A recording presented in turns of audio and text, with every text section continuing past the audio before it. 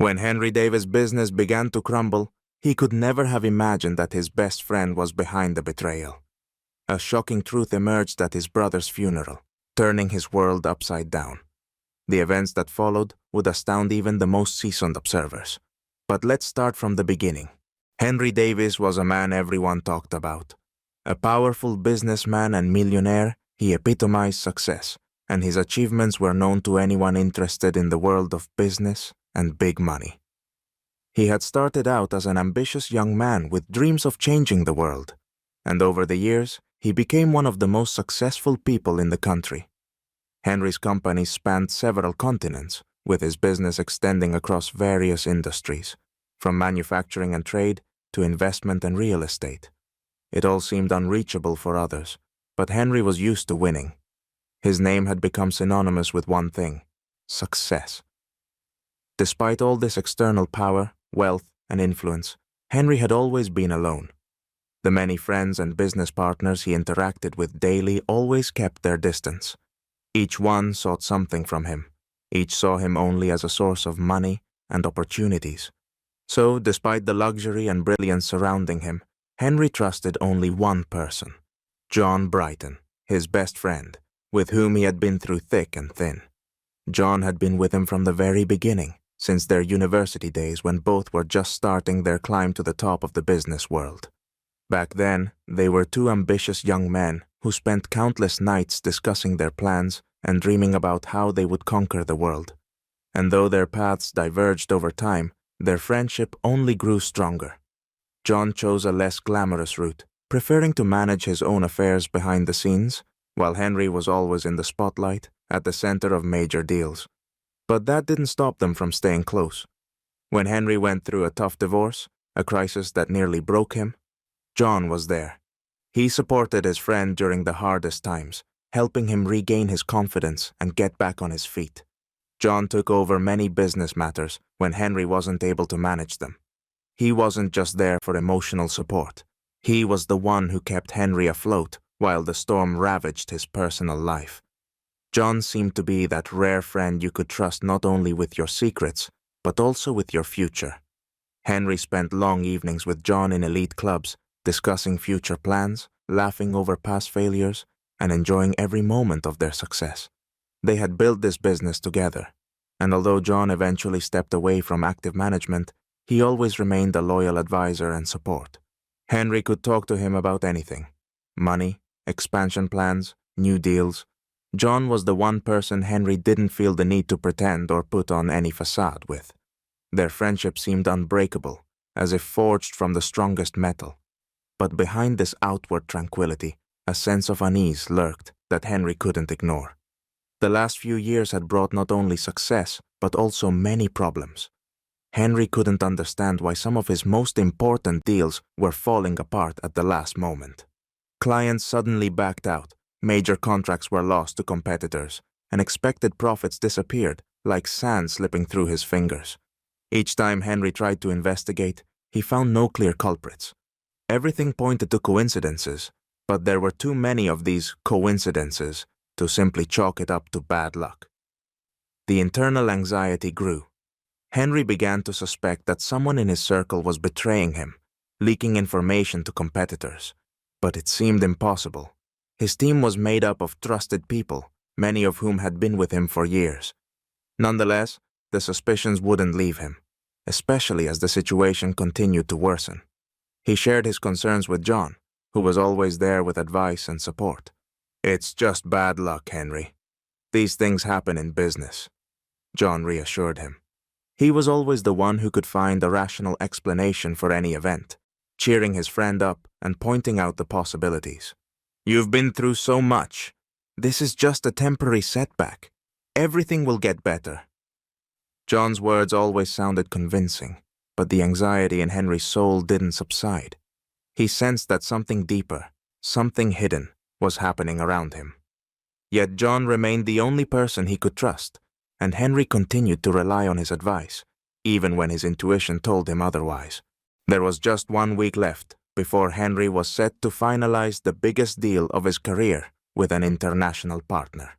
This agreement promised not only massive profits, but also the opportunity to strengthen his influence on the global market. Henry had been preparing for this moment for months, investing all his efforts and resources into the project. Everything was going smoothly, and the future looked bright. But, as is often the case in the world of big business, luck can suddenly turn its back. Just days before the final signing of the contract, Henry received a message from his lawyer. "There's a problem. We need to meet as soon as possible." The meeting took place in the oppressive silence of the office, and every word the lawyer spoke felt like a blow to Henry's head. Someone had leaked confidential information to his main competitor, information that could undermine the entire deal and cost the company tens of millions of dollars. It was a catastrophic blow. All his work, all the months of effort, was on the verge of collapse. At first, Henry couldn't believe what he was hearing. How could this have happened? His team was made up of the most loyal and trusted employees, and the company's security system was top-notch. But the fact remained. Confidential data had been handed over to competitors. The person behind the leak knew all the weak points, access to which was limited to a small circle of people. Henry couldn't ignore the obvious. It had to be someone from his inner circle. An investigation began, and with each passing day, the situation only worsened. Access to key documents was restricted to very few, but the most suspicious detail was that the leak happened at a time when John was the only one who had seen the documents. Moreover, payments sent to offshore accounts were linked to a person working under John's orders. At first, Henry refused to believe that his best friend could be a traitor. It seemed impossible. John, who had always been there in the toughest times, who had helped him through everything. How could he be the snake slowly destroying his business? But the facts were undeniable. As Henry delved deeper into the details, he came across recordings of conversations that no one but John could have overheard. Conversations in which deal details were discussed and leaked to competitors. The evidence was too clear to ignore. Henry sat at his desk, shuffling through documents, feeling his world collapse. It felt like he was trapped in the worst nightmare, one where a friend betrays a friend, and loyalty and friendship are mere masks. This can't be true, Henry thought. He refused to believe that John could have done this. It seemed his mind simply couldn't accept such a brutal blow from someone he had trusted his entire life. Memories of the years they had spent side by side flooded his mind. He couldn't imagine that this man could have so cunningly used their friendship. But the evidence kept piling up. Henry realized he couldn't turn away from the truth. John had betrayed him. It was now clear, and no matter how hard he tried to find an excuse for his friend, all the information pointed to the opposite. Still, deep down, Henry felt trapped. He couldn't immediately confront John with the accusations. The stakes were too high. If John found out he'd been exposed, he might slip away, leaving Henry without any proof. John, for his part, seemed completely at ease. He continued to act as he always had, smiling, joking, discussing business as if nothing was happening. This confidence only angered Henry more. It seemed that John wasn't just playing the role of a loyal friend, but was actually enjoying his treacherous game. Every meeting with him now stirred a storm of emotions in Henry, from rage to despair. How could someone pretend so masterfully, knowing that every step they took was destroying the life and career of a close friend? Henry knew he had to be careful. He couldn't afford to act impulsively. This wasn't just about business. It was about his entire life. Losing everything he had built over the years was unacceptable. He needed to gather more evidence to finally corner John. Henry started playing his own game, pretending that he knew nothing. He continued to talk to John, discuss business, share plans for the future, but now every conversation was a cover. Henry began listening closely, collecting every detail, every word, hoping to catch that one mistake that would allow him to strike the decisive blow. Their relationship had now turned into a game of trust where every move could be costly. Henry knew. He couldn't let John find out that he had been exposed. The death of Henry's older brother came as an unexpected blow. While they hadn't been as close as they were in their youth, the bond between them had always remained strong. Henry's brother was not only his closest relative, but also the one person who truly knew him, understood his past, and shared the family secrets. Moreover, his brother had been the rightful heir to their family business, and Henry always felt the weight of responsibility that lay on both of their shoulders. His brother's passing was not only a personal tragedy, but also upset the balance in their business relations. Now, Henry was left to fight this battle alone, having lost his last pillar of support in a world that was increasingly collapsing around him. The funeral was a grand affair, attended by many influential people: friends, business partners, relatives, and acquaintances. The lavish ceremony, filled with flowers and speeches, felt foreign to Henry. He stood by the coffin, but his thoughts were far away. All he could feel was the dull pain of loss, mixed with unbearable anxiety. Among the guests, one person's presence disturbed him more than anyone else: John. His best friend standing beside him on this day seemed the very embodiment of hypocrisy. Henry couldn't take his eyes off him, watching his calm, supposedly friendly expression. John looked as though nothing had happened. His presence at the funeral was meant to symbolize friendship and support, but to Henry, it was just a phony act.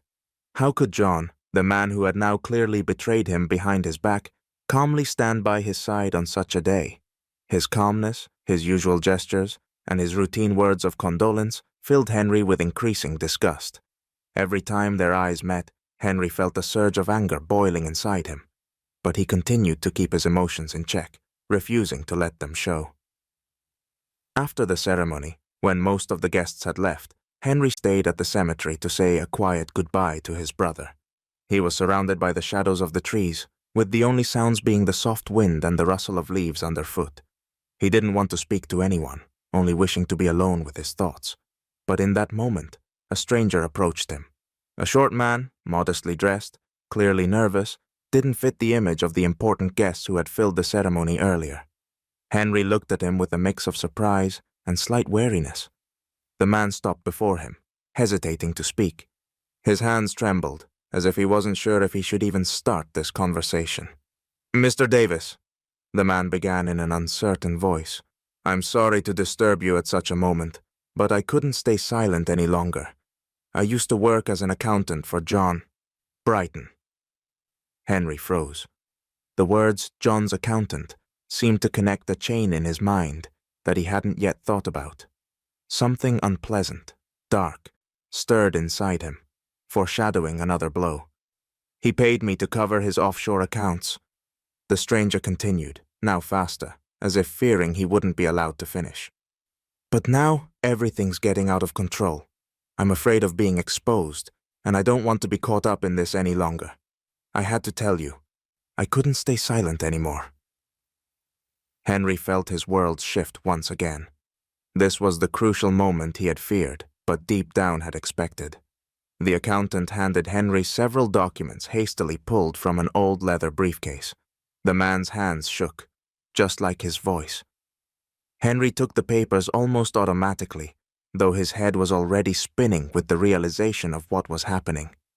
He scanned the pages, unable to believe what he was seeing. These were genuine records: payments to offshore accounts, forged contracts, documents relating to deals that only John had known about. These papers contained the entire chain of evidence of John's betrayal. What Henry had been searching for so long was now in his hands. Each page felt like a hammer blow to his heart. Not only were there financial schemes, but also recordings of phone conversations where John discussed how to sabotage Henry's deals and steal his clients. "I don't want to go to jail because of him," the accountant said with desperation in his voice. "So I decided to tell you the truth." These documents shattered the last remnants of Henry's doubt. Everything was now crystal clear. John, his best friend, the one he had trusted for all these years, wasn't just a traitor. He was the person responsible for every deal that fell through, for every sabotage. The entire truth had surfaced on this very day, the day Henry was burying his brother. This moment marked the culmination of all of Henry's fears and suspicions. As Henry bid farewell to his brother, he was also bidding farewell to the life in which he still believed in friendship, honesty, and loyalty. Now, he had solid, undeniable evidence, and that could only mean one thing: it was time to act. The next day, with a heavy heart and resolute determination, Henry invited John to his home. He didn't arrange a meeting at the office or in a restaurant, as was common among businessmen of their stature. He needed full control over the situation, privacy, and a setting where they could be completely alone. His home, once a symbol of wealth and success, was now about to become the stage for John's final reckoning. Henry sat in his spacious office, behind a massive wooden desk, flipping through the documents that had now become his most powerful weapon. When John entered the room, his face, as usual, radiated confidence and calm. He joked, as always, talked about some new business venture they could discuss together, planned future projects. It was as if nothing had changed for him. Henry remained silent, observing him. Inside, everything was boiling, but outwardly, he maintained an icy calm. John was still the same actor Henry had trusted, a man who could casually joke while secretly stabbing a knife in his back. But now, Henry knew everything. The documents on the desk before him left no room for doubt. They were the proof that would destroy not only their friendship, but possibly John's entire life. He raised his eyes to his friend, and his voice came out cold, like a bitter wind. "You've always been a good actor, John," Henry said, throwing the thick folder of documents onto the desk. The sound of the folder hitting the table echoed through the room. "But the game is over." John, who had been relaxed and confidently smiling up until this moment, suddenly paled. He instantly realized that everything had been uncovered. His body tensed, and his once carefree gaze now darted around the room, looking for an escape. He knew there was no getting out of this. Henry's words, like a cold blade, cut through his mask of self-assurance. "Henry, you don't understand," John began, trying to justify himself, as if there was still some chance of salvation. But Henry didn't let him finish. Raising his hand, he cut him off, his eyes burning with fury and pain. "Don't understand?" Henry laughed bitterly, a hollow sound that seemed to come from deep within his soul. "I understand everything, John. You've been betraying me for years, standing by my side while you destroyed my life from the inside. How could you?" John opened his mouth, but no words came out. His face had turned ashen. He knew there were no excuses. Henry didn't just know the truth. He had all the evidence. The silence in the room was unbearable. In that moment, John realized that his days of power and influence were over. This wasn't just an exposure. It was a death sentence.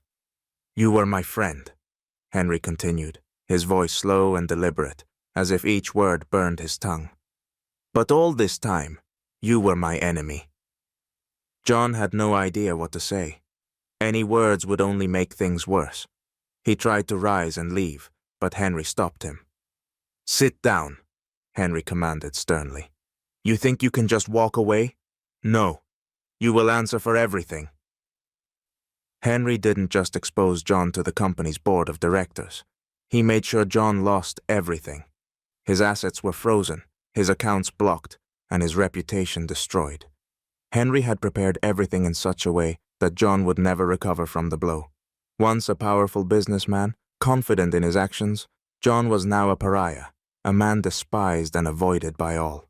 Every step Henry took was calculated, every detail meticulously planned. He knew that true revenge wasn't just in the exposure, but in making John experience everything he had inflicted on others. Financial ruin was only part of the punishment. The final blow came when John realized his life would never be the same again. His world, built on lies and betrayal, collapsed like a house of cards. He was left with nothing. Henry, though devastated by the loss of their friendship, felt an odd sense of relief. It wasn't joy or satisfaction. Rather, it was the feeling that he had finally rid himself of the heavy burden that had weighed on him for years. The truth was bitter, but Henry was ready to accept it. He knew he had lost a friend, someone he had trusted more than anyone, but he had also regained himself and his freedom. And now, with everything behind him, Henry understood one simple truth.